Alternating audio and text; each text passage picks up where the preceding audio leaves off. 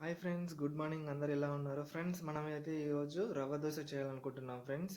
దానికి కావాల్సినటువంటి పదార్థాలు: అటుకులు, రవ్వ, జీలకర్ర, వాము, సాల్ట్ అండ్ తర్వాత మ్, పచ్చిమిర్చిలు 2 తీసుకున్నాం ఫ్రెండ్స్. మేము ఒక ఉల్లిపాయ తీసుకున్నాం. తర్వాత కరివేపాకు తీసుకున్నాం ఫ్రెండ్స్. పెరుగు అనేది చాలా పుల్లగా ఉంటే బాగుంటుంది. పుల్లది తీసుకోండి ఫ్రెండ్స్. ఎంత బాగుంటుందంటే హెల్త్కి అంత మంచిది ఫ్రెండ్స్. మేమైతే దంపుడు అటుకులండి. అంటే మనం ఇంట్లో తయారు చేస్తాం కదా, నానబెట్టుకొని వడ్లను మనం పట్టిస్తాం కదా, ఆ అటుకులు తీసుకున్నామండి. అవి చాలా అంటే చాలా హెల్త్కి అనేది చాలా మంచిది. అంటే బయట దొరుకుతాయి కదా, అవి అంత హెల్త్కి అనేది అంత అంటే అది షుగర్ అనేది ఎక్కువ ఉంటుంది ఫ్రెండ్స్. అంటే స్వీట్గా ఉంటాయి, అవి అంత బాగోదు, అవి వాడద్దు ఫ్రెండ్స్. చూడండి ఫ్రెండ్స్, మేమైతే ఫస్ట్ ఇవన్నీ ఒకసారి ఐటమ్స్ అన్నీ ఒకసారి చూడండి. మీరు చూసిన తర్వాత మీకు ఒక 10 మినిట్స్ నానబెట్టుకుంటే సరిపోద్ది ఫ్రెండ్స్. అన్నీ మిక్స్ చేసుకొని ఒక 10 మినిట్స్ నానబెట్టుకొని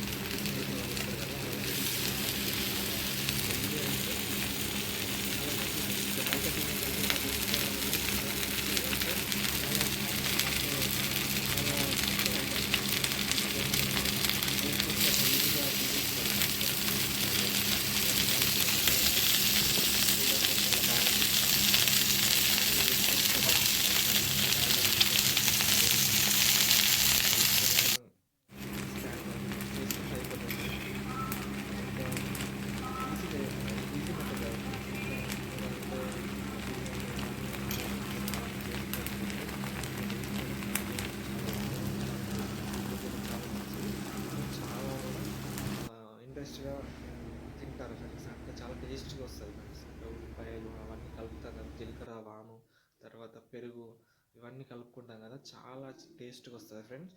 మీరు కూడా ట్రై